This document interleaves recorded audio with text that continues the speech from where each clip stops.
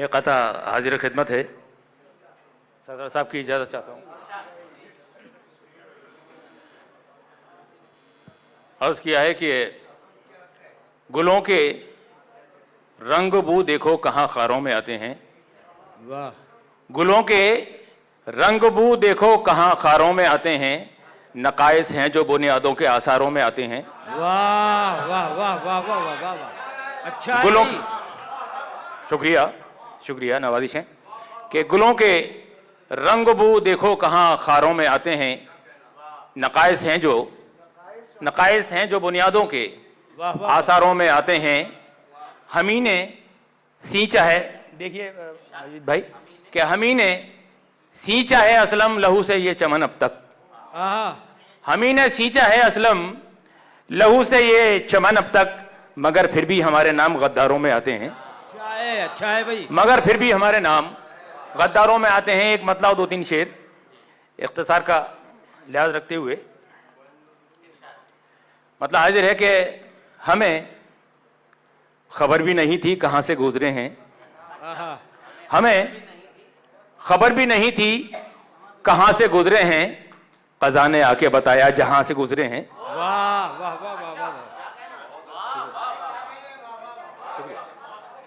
शुक्रिया, नवाजिशें कि हमें खबर भी नहीं थी कहां से गुजरे हैं। वाह वाह वाह।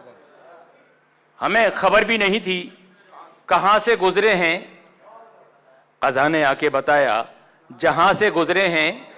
क़ज़ा ने आके बताया जहां से गुजरे हैं। और दूसरा शेर इसी सिलसिले का कि नजर के सामने गर्दो गुबार है अब तक।